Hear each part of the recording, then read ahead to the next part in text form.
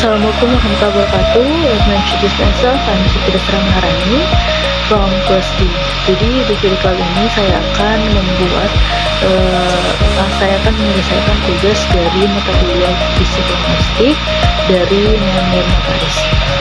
So I would like to explain about aphasia, dyslexia, and then dysgraphia. Jadi aphasia adalah gangguan komunikasi yang ditandai dengan gangguan kemampuan bahasa, termasuk berbicara, memahami bahasa lisan, membaca dan menulis. Kemudian aphasia tidak mengaruhi kecerdasan atau kemampuan kognitif, melainkan mengganggu kemampuan otak untuk memproses dan menggunakan bahasa secara efektif. Adapun efek dari aphasia ini yakni kesulitan bicara. Nah, yang dimaksud kesulitan bicara ini adalah kesulitan memahami bahasa lisan, gangguan membaca dan menulis, frustasi dan tekanan emosional. Penyebab paling umum dari aphasia adalah stroke yang terjadi ketika gumpalan darah atau pendarahan di otak mengganggu aliran darah ke area bahasa. Nah, jenis aphasia terbagi menjadi 4 jenis. Yang pertama aphasia Broca atau aphasia non-fasina. Apa sih aphasia Broca ini? Aphasia Broca ini adalah individu dengan aphasia Broca mengalami kesulitan menghasilkan ucapan, seringkali berbicara dalam frasa pendek dan terputus-putus. And then aphasia Wernicke atau aphasia fasih. Nah, ini mengalami kesulitan memahami bahasa, seringkali berbicara dengan lancar, tetapi dengan kata-kata yang tidak masuk akal atau tidak relevan. And then aphasia anomik. Nah, jenis aphasia ini ditandai dengan kesulitan menemukan kata yang tepat, terutama kata benda. Individu mungkin menggunakan perifrasis atau berbicara di sekitar kata untuk mengekspresikan diri. And then aphasia global. Nah, ini adalah bentuk aphasia yang paling parah, di mana ini sangat memengaruhi kemampuan bahasa ekspresif dan reseptif. And then diagnosis aphasia biasanya melibatkan evaluasi komprehensif oleh ahli patologi wicara bahasa. Selanjutnya saya akan menjelaskan sedikit apa itu disleksia. Jadi disleksia adalah gangguan belajar yang memengaruhi kemampuan seseorang untuk membaca, menulis, dan mengeja.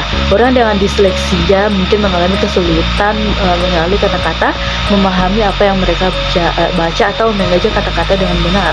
Contoh dari disleksia ini adalah kesulitan membedakan huruf yang mirip seperti B dan D atau P dan Q. Kemudian kesulitan mengingat urutan huruf dalam alfabet, kesulitan memahami kata-kata yang dibaca, kesulitan mengeja kata-kata, dan kesulitan menulis dengan tangan. Dan yang terakhir ada dysgraphia, adalah gangguan belajar yang mengaruhi kemampuan seseorang untuk menulis. Orang dengan dysgraphia mungkin mengalami kesulitan dalam berbagai aspek menulis seperti membentuk huruf, mengeja, tata bahasa dan tanda baca, organisasi ide, kecepatan menulis. Kemudian beberapa contoh kesulitan yang mungkin dialami oleh orang-orang yang termasuk dysgraphia. Yang pertama, kesulitan menulis dengan tangan, seperti menulis dengan tulisan yang tidak rapi dan sulit membaca. Dan yang kedua, kesulitan mengetik, seperti mengetik dengan kecepatan lambat atau membuat banyak kesalahan ketik. Dan kesulitan menulis esai, seperti menulis esai yang pendek, tidak teratur, dan tidak koheren. Dan kesulitan menulis catatan, seperti menulis catatan yang tidak lengkap atau sulit dipahami. Jadi jika Anda atau jika kalian atau kerabat kalian merasa bahwa Anda atau anak Anda mungkin mengalami dysgraphia, penting untuk berbicara dengan seorang profesional kesehatan, di mana mereka dapat membantu menentukan apakah Anda atau anak Anda memiliki dysgraphia dan merekomendasikan cara terbaik untuk membantu anak Anda dengan mereka belajar dan berkembang.